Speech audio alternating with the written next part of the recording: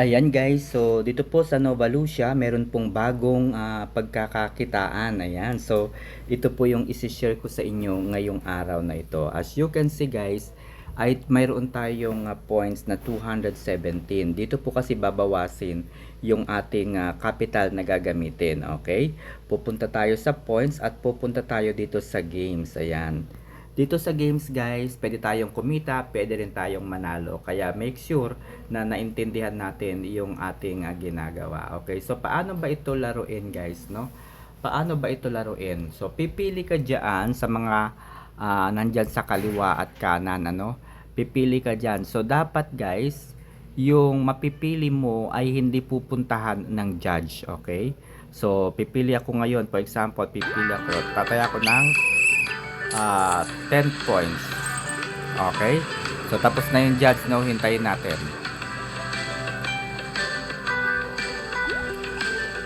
Okay? So, eto guys, yung gagawin natin. May advertisement po yung game. Kaya pipili tayo. Ito ang pinili ko, Watson. Okay, go. Okay, sana guys ay hindi mapuntahan ng judge yung Watson. Kasi kapag pinuntahan ng judge yung Watson, tayo ay matatalo. Yan, hintayin natin. Yan. Up. Yan, judging na. Maglalakad na yung judge. Ayan, maglalakad na yung judge. Ayun, guys. So, ibig sabihin, lahat ng nagpunta dun sa ace, talo. So, nanalo tayo ng 10.99. So, maliit lang pala yung panalo natin. Okay, well anyway guys, 105 na po yung ating pera. Okay, isa pa. Subukan ko kaya mag 100. Okay. Subukan ko lang yung 100 guys ha. Susubukan lang natin yung 100. Okay, susubukan lang natin yung 100.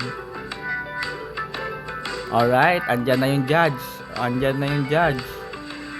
Maglalakad na yung judge. Shootang ines.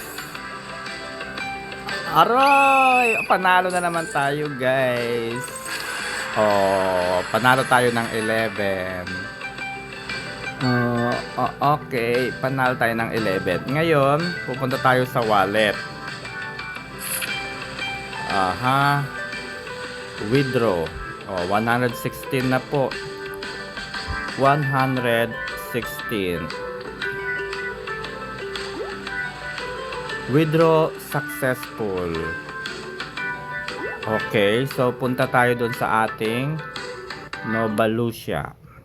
Okay, titignan natin kung yung points natin ay ayun guys, totoo nga. Totoo nga, yung ating points naging ano na. Kumita tayo guys. Nakakatuwa. Oh my God. So this is one of the newest way to win and to earn from Nova Lucia. So yun lang and good morning.